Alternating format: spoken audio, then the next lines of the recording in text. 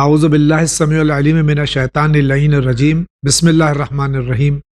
ناظرین کرام، السلام علیکم ورحمۃ اللہ وبرکاتہ۔ مسائل زندگی میں آپ کا استقبال ہے۔ آج ہمارے اسٹوڈیو مہمان حجت الاسلام جناب مولانا یاور صاحب، ہم ان کا استقبال کرتے ہیں، اور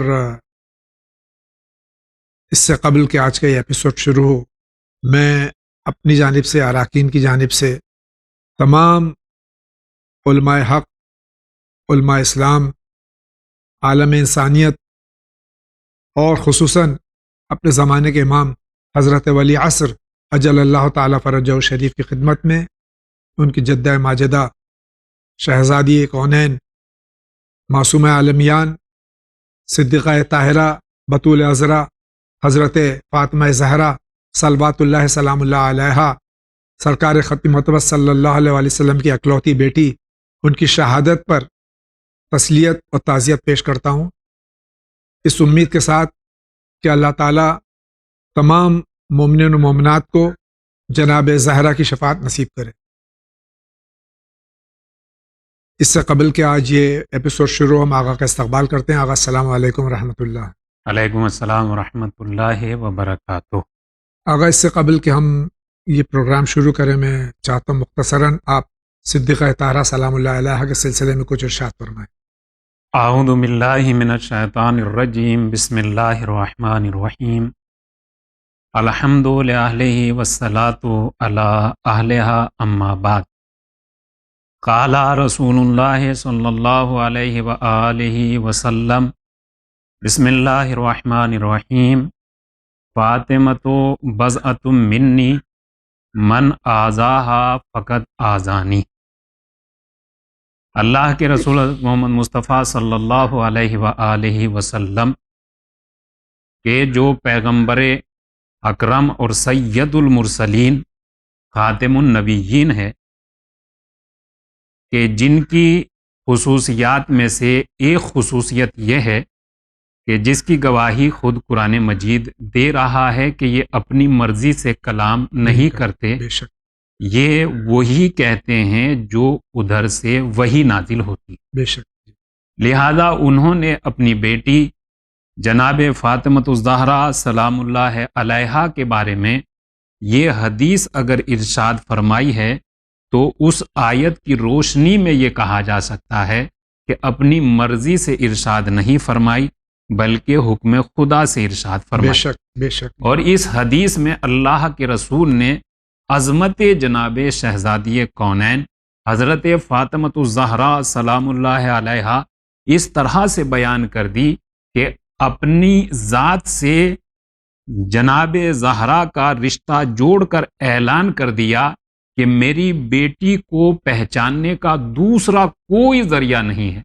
ان کی معرفت، ان کا عرفان، اور انہیں اگر پہچاننا ہے تو انہیں پہچاننے کا ایک ہی ذریعہ ہے، اور وہ ذریعہ ہے ذات رسول اکرام۔ اگر ذات رسول اکرام کا عرفان حاصل ہو جائے گا تو شہزادی کونین کی معرفت حاصل ہو جائے گی، اور اگر ہم عرفان رسالت میں کمزور رہ گئے تو ہم شہزادی کی معرفت بھی حاصل نہیں کر پائیں گے۔ شہزادی کا پہچاننا اور شہزادی کی عظمت حاصل کرنے کے سلسلے میں امام جعفر صادق علیہ الصلاۃ والسلام ارشاد فرماتے ہیں کہ ما تکاملت نبوت لنبی حتی اقر بفضلها و معرفتها۔ سبحان اللہ سبحان اللہ۔ کسی نبی کی نبوت اس وقت تک مکمل ہی نہیں ہوئی جب تک ان کی فضیلت کا اقرار نہیں کر لیا۔ سبحان اللہ۔ یہ دیکھیے کتنی عظمت ہے جناب شہزادی کونین کی کہ اللہ کے رسول نے ان کا رشتہ صرف اپنی ذات سے جوڑا، یعنی یہ مکے اور مدینے سے نہیں پہچانی جائے گی، یہ قوم اور قبیلے سے نہیں پہچانی جائے گی، یہ گھر سے اور بار سے نہیں پہچانی جائے گی، ان کے پہچاننے کا صرف ذریعہ ہے ذات رسول گرامی۔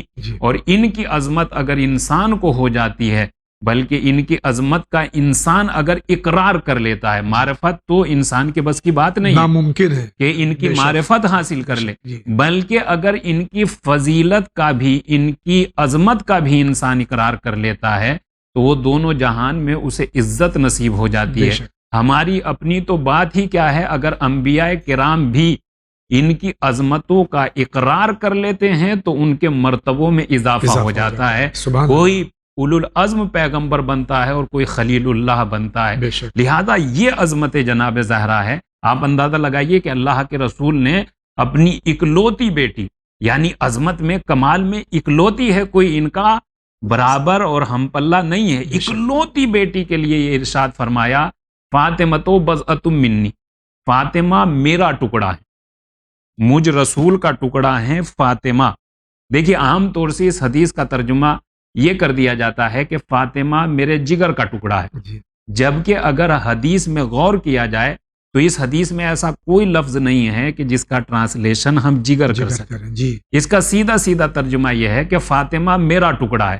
چونکہ اس ترجمے میں پرابلم یہ آتی ہے کہ اگر ہم یہ ترجمہ کرتے ہیں کہ فاطمہ میرے جگر کا ٹکڑا ہے تو جگر ہوتا ہے جسم کا حصہ، اور یہ سمجھ میں آتا ہے کہ آپ یعنی صدیقہ طاہرہ جناب فاطمہ الزہرا آپ کے بدن کے حصے ہیں. جبکہ اللہ کے رسول نے یہ نہیں کہا. اللہ کے رسول نے سیدھا سیدھا اعلان یہ کیا کہ نہیں، فاطمہ الزہرا میرے بدن کا حصہ بھی ہیں اور میری روح کا حصہ بھی ہے. مگر افسوس یہ کہ اللہ کے رسول کی اکلوتی بیٹی جنہیں اللہ نے اتنے فضائل اور رسول اللہ نے جن کا اتنا احترام کیا، امت نے ان کے ساتھ کیا کیا. یہ کائنات کا اکیلا جنازہ ہے کہ جس جنازے کی کسی کو خبر تک نہیں کی گئی. یہ وہ مظلوم. انا للہ و انا الیہ راجعون. اگر اجازت ہو تو ہم پروگرام بسم اللہ. آگے دیکھتے ہیں. سب سے پہلے کس کا سوال ہے؟ السلام علیکم مولانا صاحب، میں پونے سے بول رہی ہوں. ہمارا سوال یہ ہے کہ جیسے کبھی کوئی ایسی دعا ہوتی ہے، جیسے دعا عہد ہے اور سورہ توبہ، اس میں بسم اللہ نہیں ہے، مطلب بسم اللہ نہیں لکھا ہوا ہے. ڈیوائن پلس جو ایپ ہے اس میں بسم اللہ نہیں لکھا ہوا ہے. باقی میں نے کسی کوئی اور دعا ایسی ہے اس میں بھی بسم اللہ نہیں لکھا ہے، تو کیا ہم بسم اللہ پڑھیں یا نہیں پڑھیں؟ اب ہمارے سوال کا جواب ضرور دیں. شکریہ. خدا حافظ. خواہر کا سوال ہے کہ جو دعائیں ہیں، قرآن کی بات الگ ہے، سورہ توبہ میں بسم اللہ نہیں تو وہاں نہیں پڑھیں گے ہم، لیکن جو دعائیں اگر کسی کتاب میں یا ڈیوائن پرلز وغیرہ جنہوں نے ذکر کیا اس میں اگر کسی دعا کے آگے بسم اللہ نہیں لکھی تو کیا ہمیں نہیں پڑھنا چاہیے؟ پڑھنا چاہیے ہمیں. بسم اللہ الرحمن الرحیم. اس سوال کے جواب میں ایک اللہ کے رسول حضرت محمد مصطفیٰ صلی اللہ علیہ وآلہ وسلم کی ایک حدیث مبارک ہے کہ جہاں آپ نے ارشاد فرمایا کل امر ذی بال لم یبدا بسم اللہ فہو ابتر. بے شک جی. ہر وہ کام جو بسم اللہ کے بغیر شروع ہوتا ہے وہ نامکمل رہتا ہے. تو لہذا اس حدیث شریف سے ہمیں یہ پتہ چلتا ہے کہ ہمیں اپنا ہر کام بسم اللہ سے شروع کرنا چاہیے. لہذا اگر کتابوں میں کسی دعا سے پہلے بسم اللہ نہیں لکھی ہوئی ہے تو ہمیں خود پڑھ لینی چاہیے. جی شکریہ. اگلے سوال کی طرف بڑھتے ہیں. السلام علیکم مولانا صاحب. پچھلے کسی ایپیسوڈ میں سوال آیا تھا خمس سے متعلق، اس میں جواب دیا گیا تھا کہ نوکری نہیں ہے تو خمس نہیں ہے. میرے حساب سے ایسے کچھ جواب تھا. اب میرا سوال اس میں یہ آ رہا ہے کہ اگر چلو نوکری نہیں ہے لیکن گھر میں اناج ہے، کچھ اناج آ رہا ہے، کھانے پینے کو کچھ سامان ہے، تو کیا اس پر بھی خمس نہیں رہے گا؟ حالانکہ اس میں کچھ بچ بھی رہا ہے، کچھ نہیں بچ رہا ہے، نکل رہا ہے، کھایا جا رہا ہے، پیا جا رہا ہے. نوکری نہ ہونے کے باوجود بھی گھر میں کچھ سامان ہے تو اس پہ بھی خمس نہیں لگے گا؟ میں مجاہد بات کر رہا ہوں مصطفیٰ دلی سے. شکریہ. جواب یہ دیا گیا تھا کہ اگر نوکری نہیں ہے، لیکن مکمل جواب یہ دیا تھا کہ اگر جو کچھ بھی بچا ہے سال کے آخر میں، تاریخ جب آ گئی ہے، جو کچھ بچا اس میں خمس ہے، تو کیا ایسا ہی ہے؟ جی مسئلہ یہ ہے کہ اگر صرف نوکری کے نہ ہونے سے خمس واجب نہیں ہے، ایسا نہیں ہے. اگر بالکل ہی کوئی آمدنی نہ ہو، نوکری نہ ہو، کوئی دوسرا کاروبار بھی نہ ہو، بالکل ہی کوئی آمدنی کا ذریعہ اگر نہیں ہے تو ظاہر سی بات ہے جب بچت ہی نہیں ہے، آمدنی ہی نہیں، فائدہ ہی نہیں ہے تو خمس بھی نہیں ہے. لیکن آیت اللہ العظمیٰ جناب سید علی سیستانی علی اللہ المقامہ نے اپنی توضیح المسائل کے مسئلہ نمبر 1762 کہ جس مسئلے کا چیپٹر ہے خمس کے احکام، وہاں اس توضیح المسائل میں بھائی صاحب بھی رجوع کر سکتے ہیں. اس میں انہوں نے یہ تحریر فرمایا ہے کہ اگر کسی کو کمائی کے بغیر کوئی آمدنی ہو جائے مثلاً کوئی شخص اسے بطور تحفہ کوئی چیز دے دے اور اس کے سال بھر کے اخراجات سے زیادہ ہو تو بچی ہوئی چیز پر خمس نکالنا واجب ہے۔ واجب ہے، جی بے شک۔ بہت بہت شکریہ۔ آپ کیا کہنا چاہتے ہیں، فرمائیے۔ السلام علیکم، میرا نام ہے عباس، میں علی گڑھ سے ہوں، اور میرا سوال یہ ہے کہ میری ساس جو ہے ڈائبٹیز کی پیشنٹ ہے اور ان کی شوگر لیول اکثر ڈاؤن ہو جاتا ہے، تو اکثر ایسا ہوتا ہے جب وہ نماز پڑھنے بیٹھتی ہیں تو جب وہ سجدے میں جاتی ہیں تو سو جاتی ہیں، نیند آ جاتی ہے، یا تسبیح پڑھتے پڑھتے نیند آ جاتی ہے ان کو، یا پھر اگر کوئی دعا پڑھ رہی ہیں، قنوت پڑھ رہی ہیں تو نیند آ جاتی ہے ان کو، مطلب ان کی بیماری کی وجہ سے ان کا وضو ٹوٹ جاتا ہے، تو اس مسئلے کا کیا حل ہے؟ آپ ذرا اس پر روشنی ڈالیے، جزاک اللہ۔ جہاں تک تسبیح اور دعاؤں کا سلسلہ ہے وہاں تو وضو واجب نہیں ہے، لیکن نماز میں اگر سجدے میں واجب نماز پڑھ رہی ہیں یا مستحب نماز پڑھ رہی ہیں، سجدے میں ہیں اور نیند آ جائے اور وضو سے ظاہر ہے کہ ٹوٹ جاتا ہے اگر مکمل طور سے غافل ہو گئی ہیں، تو اس سلسلے میں کیا کریں بیماری میں؟ اس سلسلے میں مسئلہ یہ ہے کہ جو آیت اللہ العظمیٰ جناب سید علی السیستانی صاحب نے توضیح المسائل میں لکھا ہے، اور ان کے اس مسئلے کے چیپٹر کا نام ہے وضو کے احکام، جی اور اس میں دو مسئلے انہوں نے بیان اس طرح سے کیے ہیں، اور اس میں 2 پوائنٹ کہ اگر انسان کسی ایسی بیماری میں مبتلا ہو جی کہ جس بیماری کی وجہ سے وہ اتنی دیر تک باوضو نہیں رہ سکتا جی کہ جتنی دیر تک اسے نماز میں وضو کی ضرورت ہے، ضرورت ہے، جی اگر اتنی دیر تک وہ باوضو نہیں رہ سکتا تو پہلی بات تو یہ ہے کہ وہ نماز کے اول وقت سے آخر وقت تک یہ چیک کرے کہ وہ ٹائم کون سا ہے جس میں بآسانی زیادہ دیر تک باوضو رہ سکتا ہوں، جی تو اپنے لیے وہی وقت معین کرے کہ جس میں وہ زیادہ دیر تک باوضو رہ سکتا ہے۔ جی پھر یہ ہے کہ اگر نماز کے مستحبات چھوڑ کر نماز واجبات، کمپلیٹ کی جا سکتی ہے، مثلا قنوت چھوڑ دیجئے یا ذکر سجدہ صرف ایک مرتبہ کر لیجئے، تو اگر یہ چھوڑ کر نماز کمپلیٹ ہو سکتی ہے تو ایسا کرنا بہتر ہے۔ جی لیکن اگر ایسا بھی کرنے کے باوجود وہ وضو سے باقی نہیں رہ سکتا اور مثلا وضو ٹوٹ جاتا ہے 1 منٹ کے بعد 2 منٹ کے بعد، تو پھر آگا کے توضیح کے مسئلہ نمبر 113 اور 114 میں اس کی وضاحت یہ کی گئی ہے کہ اسی حالت میں نماز کو کمپلیٹ کریں۔ شکریہ آغا۔ آپ کیا کہنا چاہتے ہیں، فرمائیے۔ السلام علیکم جناب، السلام علیکم جاہد صاحب، امید ہے کہ آپ سب خیریت ہو گئے۔ جناب میرا ایک سوال روزی کے ریگارڈنگ ہے۔ جناب میں سینٹرل افریقہ سے بات کر رہا ہوں۔ جناب میں یہاں پر کافی ٹائم سے کام کر رہا ہوں، 3 سال سے، پر ابھی فی الحال میں نے ایک نیو کمپنی جوائن کی تھی، تو وہاں پر مجھے 6 مہینے میں کام کیا، پھر مجھے میں وہاں سے نکل گیا، میں اس کمپنی کے ریزن سے وہ لوگوں نے مجھے نکال دیا، تو اس کے بعد سے جناب ابھی تک مجھے کوئی جاب ملی نہیں ہے۔ میں کافی جگہ ٹرائی بھی کر رہا ہوں، مجھے کم سے کم یہاں پہ 4-5 مہینے ہو گئے، پر جناب کہیں بھی میں ریزیوم دے رہا ہوں تو وہاں سے مجھے پازیٹیو رپلائی ملتا ہی نہیں ہے، تو جناب ابھی اس ریگارڈنگ میں مجھے کیا کرنا چاہیے؟ اور ایکچولی یہ سوال میں نے آپ کو پچھلے 2 ویک پہلے بھی پوچھا تھا، تو آپ نے مجھے ایک دعا دیا تھا پڑھنے کے لیے، یا راضی کو کر کے تسبیح، تو میں کثرت سے پڑھ ہی رہا ہوں، اور جناب ویسے تو میں الحمدللہ نماز تو پارٹ ٹائم پڑھتا ہی ہوں، اور میں زیادہ تاثرہ بھی ڈیلی پڑھتا ہوں، اور میری فیملی بھی دعا کر رہی ہے، اور کافی سب تسبیح اور دعا مجھے بھی بتا رہی ہے، پر جناب ابھی تک اس کا کوئی مینس حل نہیں ہے، تو کیا جناب یہ ہو سکتا ہے کہ شاید ابھی رکس میرے لیے یہاں پر ختم ہو گیا ہے، یا پھر میرے نصیب میں ابھی یہ کنٹری میں رکس نہیں ہے؟ مختصر کر دوں سوال کو کہ یہ ان کا جاب تھا، اب جاب سے معطل ہو گئے ہیں، بہت ٹرائی کر رہے ہیں، 4-5 مہینے ہو گئے افریقہ میں، سینٹرل افریقہ میں، تو ان کو کیا کرنا چاہیے؟ ہر طرح نماز اور روزہ سب کچھ کرتے ہیں، دعائیں پڑھتے ہیں۔ اس کے لیے عمل یہی ہے کہ یا رزاقوں کی تسبیح کریں، جی اور سونے سے پہلے جی باوضو ہو کر سورہ واقعہ کی تلاوت کریں۔ شکریہ آغا، آگے بڑھتے ہیں۔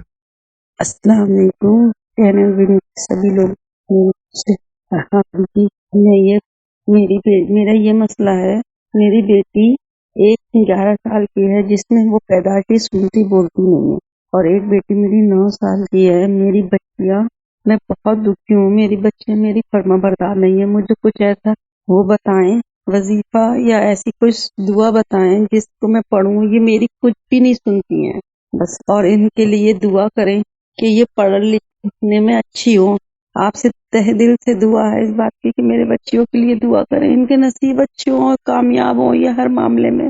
मुझे इस बात की बहुत दुख है कि मैं पढ़ी लिखी नहीं हूँ, ना मेरा आदमी पढ़े लिखे हैं। मेरी बच्चियों के लिए बहुत परेशानियां आती हैं और मेरी इस बच्ची को कोई पढ़ाने के लिए तैयार नहीं है, ट्यूशन कोई कोचिंग कुछ पढ़ाने के लिए तैयार नहीं है, क्योंकि बड़ी बेटी मेरी सुनती बोलती नहीं है। इसलिए अल्लाह ताला से दुआ करिए मेरी बच्चियों के नसीब अच्छे हो और कामयाब हो दीनी और दुनियावी मामलों में, दीन के मामले में और दुनियावी मामले में। बच्ची सुनती और बोलती नहीं है और ये परेशान है, तालीम के लिए बहुत परेशान है, इनको क्या करना चाहिए? उसके लिए ये है कि बारगाह खुदाबंदी में दुआ करें, जी और दुआ के साथ साथ एक आयत है सूरह मुबारक है अहकाफ की आयत नंबर 15 है। जी ये कंप्लीट आयत नहीं है बल्कि आयत का आखिरी हिस्सा हिस्सा है। है। उसमें यह है कि बारगाह खुदाबंदी में दुआ करे बिस्मिल्लाहिर्रहमानिर्रहीम व अस्लिह ली ज़ुर्रियती इन्नी तुबतो इलैका व इन्नी मिनल मुस्लिमीन। जी इस दुआ की ज़्यादा से ज़्यादा तिलावत करे, परवरदिगार आलम इंशाअल्लाह कोई राह हल निकालेगा। आप उसी के साथ में दुआएं तो अपनी जगह हैं सर आंखों पर, लेकिन उसी के साथ में आप डॉक्टर से रुजू कीजिए। अगर एक डॉक्टर से फ़ायदा नहीं हो रहा तो डॉक्टर तब्दील करके आप देखिए कि इसके स्पेशलिस्ट कोई डॉक्टर आपको मिल जाए तो उनसे रुजू कीजिए, इंशाल्लाह इसका हल ज़रूर निकलेगा। हम सब भी दुआ कर रहे हैं कि अल्लाह ताला आपकी बच्चियों को जो है सेहत कामिला और आजला बतौफ़ैल मोहम्मद और आले मोहम्मद अलैहिस्सलाम इनायत फरमाए। इलाही। अगला सवाल। मैं सैयद साजिद हुसैन सरैया रोहतास बिहार से बोल रहा हूँ। जावेद भाई और मौलाना साहब को अस्सलाम वालेकुम। उम्मीद है आप लोग खैरियत से होंगे। मेरा पहला सवाल है, इंसान का एक जुमला ला इलाहा इल्लल्लाह कहने से कामयाबी और कामरानी कैसे पा जाता है। मेरा दूसरा सवाल है कि अहद हाजिर में दूसरों से राब्ता के बगैर जिंदगी मुमकिन नहीं है, फिर हम क्यों नारा लगाते हैं न मशरकी न मगरबी। जवाब देने की जहमत करें। खुदा हाफिज।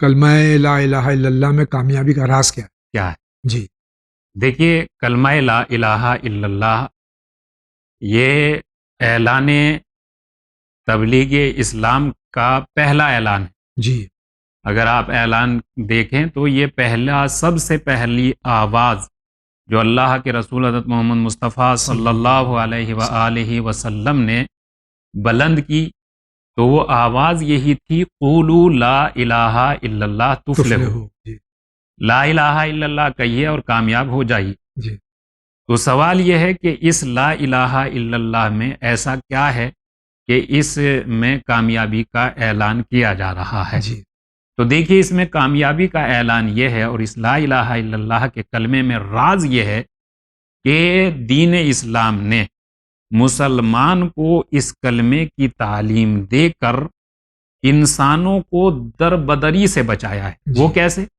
का वो ऐसे कि जब तक ये कलमा ला इलाहा इल्लल्लाह नहीं था, या अब जिन लोगों के पास ये कलमा ला इलाहा इल्लल्लाह नहीं है, उन्हें देखिए कि वो किस हालात में हैं। जब हम उन्हें देखते हैं तो क्या होता है? तो ऐसा दिखाई देता है कि जिस चीज़ को भी अपने से बुलंद देखते हैं उसी का वो एहतराम करने लग जाते हैं, जी उसी के सामने झुकने को तैयार हो जाते हैं, उसी की परस्तिश करने लगते हैं। जी लिहाजा ये कलमा तौहीद है कि जिसने हजारों खुदाओं से आज़ादी दिला के जी खुदाए वहदहू ला शरीक की बारगाह में हकीकी खुदा की तरफ दिया। हकीकी खुदा की बारगाह में लाकर खड़ा कर दिया। जी ये कामयाबी है। बेशक जी। हजारों जगह से बचा लिया, यही जी। कामयाबी। जी दूसरा सवाल इनका जो है वो क्या इंसान अकेले ज़िंदगी बसर नहीं कर सकता? तो फिर मशरिक मगरिब की जो आवाज़ बुलंद होती हैं, इस्लाम तो इस तरह से मना करता है, रूहानियत मना हमारे यहाँ। देखिए, इस मसले का जवाब यह है ला शर्किया वला गरबिया का, जी कि ना शर्क ना गर्ब ना ईस्ट ना waste, ji Islam is the best. इसका जवाब यह है कि जैसे एक बहुत ही अजीम शायर ने ये बात कही थी, सारे जहां से अच्छा हिंदुस्तान हमारा। जी ऐसे ही ये भी है कि हमारे पास अगर इलाही निज़ाम जी और इलाही तहजीब जिसे हम दीन इस्लाम कहते हैं, वो अगर हमारे पास है तो हमें शर्क व गर्ब की कोई ज़रूरत नहीं है। दोनों जहान में कामयाब करने के लिए تہذیب الہی یا الہی نظام کافی ہے. جی لہذا ہمیں خود دوسروں سے، دیکھیے انسان دوسروں سے کیوں امپریس ہوتا ہے؟ اسے جب اپنے آپ کے یہاں احساس کمتری پیدا ہو جاتا ہے تو وہ دوسروں کی طرف دوڑتا ہے. لیکن جی اس کے یہاں اگر یہ اطمینان اور یقین ہوگا کہ نہیں ہم بیسٹ ہے تو وہ پھر ادھر ادھر نہیں بھٹکے گا. خود اعتمادی ہونی خود چاہیے. اعتماد. جی بہت بہت شکریہ آقا. اگلا سوال. السلام علیکم. قیصر عباس بول رہے ہیں سعودی عرب سے. ایک بات بتائیے کہ کچھ لوگ اپنے امیر ہونے کا بہت شو آف کرتے ہیں، غریبوں کے سامنے دکھاوا کرتے ہیں. ایسے لوگوں کے لیے اسلام کا کیا نظریہ ہے؟ کیا یہ گمراہ ہیں یا نہیں؟ جو دکھاوا کرتے ہیں اور بڑائی کرتے ہیں اور تکبر کرتے ہیں، اس کے لیے تو قرآن خود ارشاد فرما رہا ہے الیس فی جہنم مثوی للمتکبرین. کیا فرماتے ہیں؟ نہیں کرنا چاہیے، یہ دکھاوا نہیں ہونا چاہیے. یہ جی تو اگر عبادت خدا میں بھی آ جاتا ہے تو اسے بھی باطل کر دیتا ہے. جی تو لہذا یہ دکھاوا نہیں ہونا چاہیے، اور اگر ایسا کرنے سے کسی بندے مومن کو اذیت ہو رہی ہے تو بالکل نہیں کرنا چاہیے. جی چونکہ اسلام کا نعرہ یہ ہے لا ضرر فی الاسلام. جی اسلام کسی کو نقصان پہنچانے کے لیے نہیں آیا. ہے. جی شکریہ آقا. آگے بڑھتے ہیں. السلام علیکم مولانا صاحب. ہمارا سوال یہ ہے کہ جیسے میں نے سنی ہوں کہ لڑکے کی جو شادی ہوتی ہے تو باراتی جاتے ہیں تو سندھن لوگ بھی جاتے ہیں تو اس میں ماں نہیں جا سکتی ہے. تو میری مطلب ممی بولی تھی جانا ہے تو میں نے بولی کہ نہیں ایسا نہیں ہوتا ہے، لڑکے کی شادی میں لڑکے کی ماں نہیں جاتی ہے. کیا یہ صحیح ہے اور کہاں تک صحیح ہے؟ آپ ہمارے سوال کا جواب ضرور دیں. شکریہ. خدا حافظ.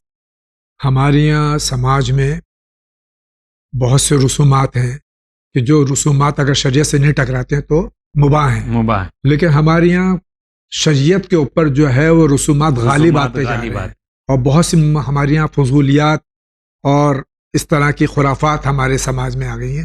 یہ بہن کا سوال ہے کہ بیٹے کی یا بیٹی کی شادی میں ماں بارات میں نہیں جاتی ہے، یہ کہاں تک صحیح ہے؟ دیکھیے اس سلسلے میں ہم نے آیت اللہ العظمیٰ جناب سید علی سیستانی صاحب کے پورے شادی بیاہ کے مسائل دیکھے ہیں، جی اور ایک بار نہیں دیکھے، بار بار دیکھے. جی ان میں کہیں ایسا کوئی حکم نہیں ہے کہ والدہ گرامی بیٹے کی بارات میں نہیں جا سکتی، جی بلکہ جا سکتی ہے. جی کیونکہ وہ دعا کا موقع ہوتا ہے، اور جی ماں کو دو زندگی مل رہی ہے، لہذا ماں کو اپنے بیٹے کی کامیابی کے لیے دعا دینے کے لیے وہاں موجود ہونا چاہیے یا وہاں سے غائب ہونا جی چاہیے. جی شکریہ آقا.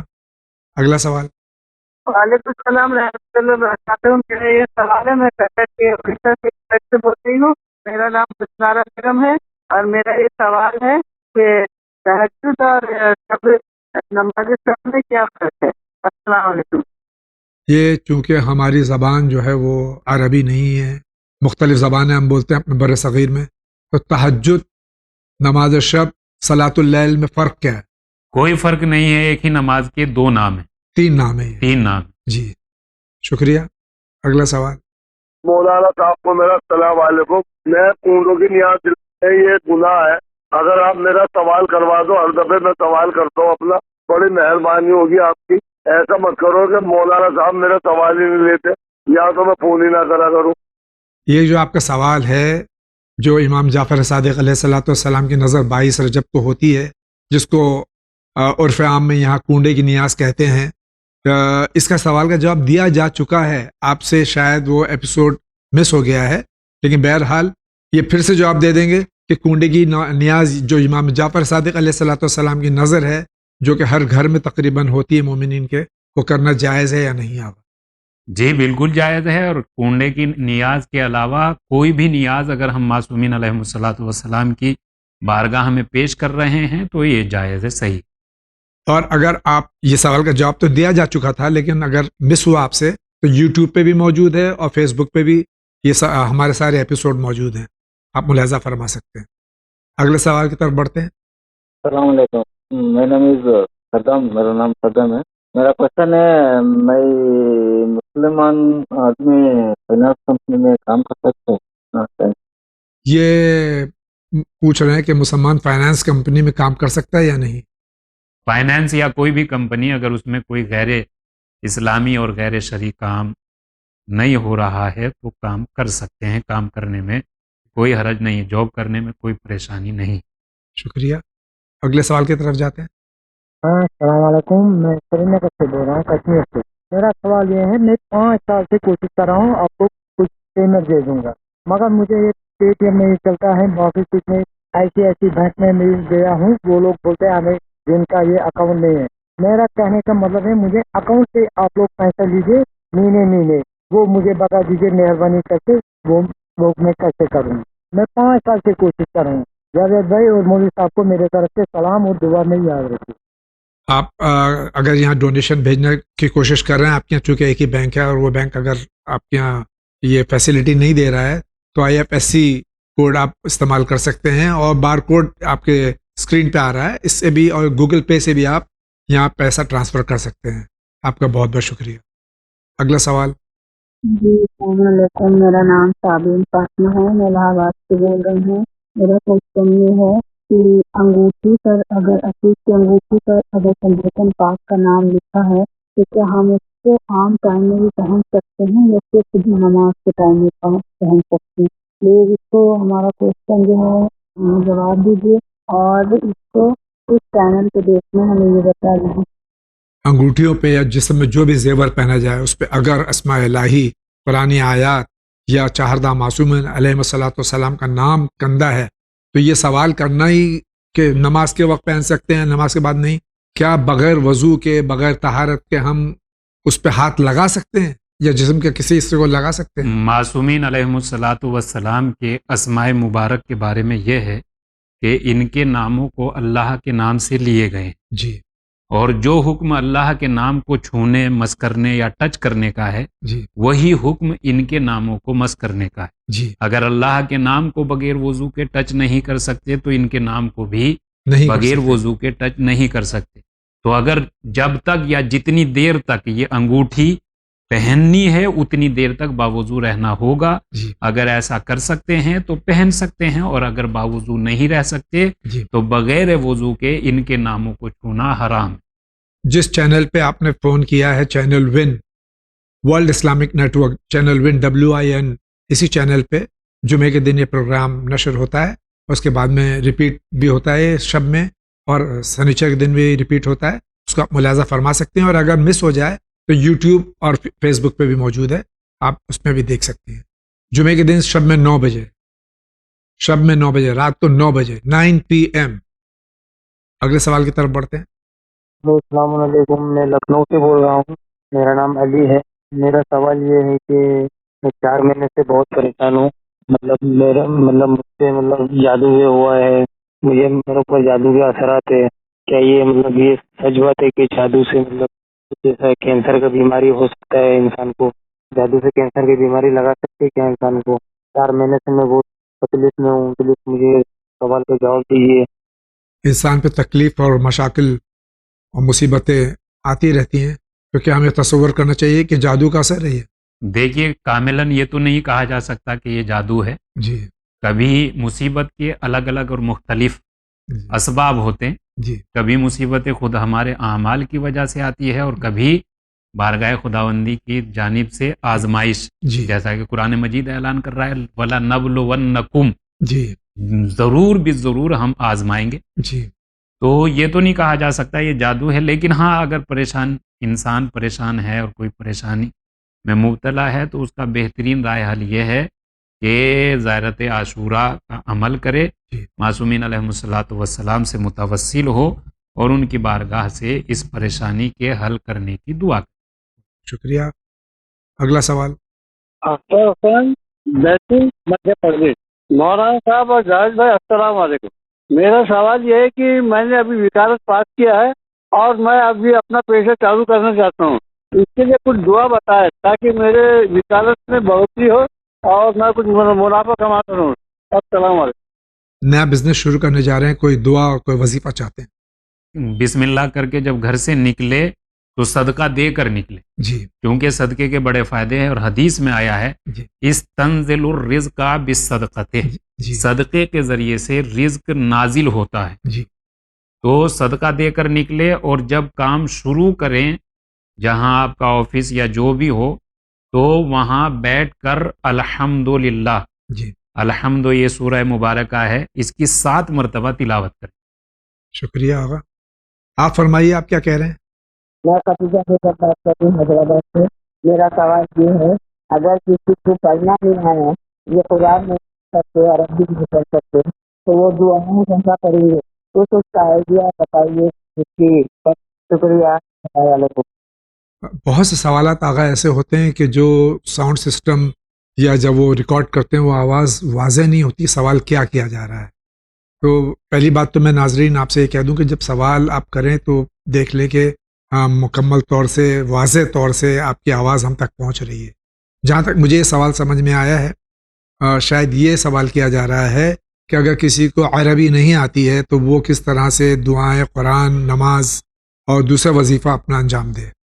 देखिए, जहाँ तक दुआओं का सवाल है तो ये तो अपनी ज़बान में भी की जा सकती जी। है, लेकिन जहाँ तक नमाज, तो नमाज में जिन सूरों का पढ़ना वाजिब है उन्हें अरबी में ही पढ़ा जाएगा।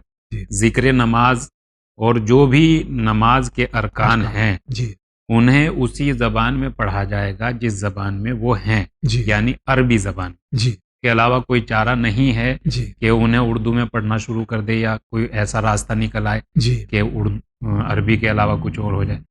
उन्हें अरबी में ही पढ़ना ज़रूरी है और पढ़ना पड़ेगा। इसके अलावा नमाज काबिल कबूल नहीं है। लेकिन हाँ, ये कि अगर कुरान मजीद पढ़ना नहीं आ रहा है तो उसका एक तरीका ये भी हो सकता है कि कुरान मजीद को खोलकर सामने रखिए और उसकी आयतों को देखते रहिए, क्योंकि कुरान मजीद की ये फजीलत बयान की गई है, इन्नल कुराना क़राअहु इबादा, बेशक कुरान इसका पढ़ना भी इबादत है, व सिमाअहु इबादा, इसका सुनना भी इबादत है, वन नज़रो इलैहि इबादा, और इसकी तरफ देखना भी इबादत है। लिहाजा कुरान मजीद की आयत को अगर देख लेंगे तो परवरदिगार उसका सवाब अता करेगा, लेकिन नमाज में ये याद करना होगा। और इस ज़माने में तो बहुत आसानी हो गई। एक ज़माना था, हमारा ज़माना जब था तो उसमें मुश्किलात थी, अब तो इतना आसान हो गया है कि आदमी सुन सकता है और कुरान मजीद की जो तिलावत है उसको आसानी से सीख सकता है। ज़रा मेहनत की ज़रूरत है बस। नाज़रीन कराम, इसी के साथ जा रहे हैं बहुत ही मुख्तसर से ब्रेक पे, लेकिन ब्रेक के दरमियान में जो बातें बताई जा रही हैं उस पर भी गौर कीजिएगा, बहुत ज़रूरी है। इंशाअल्लाह अभी हाजिर होते हैं।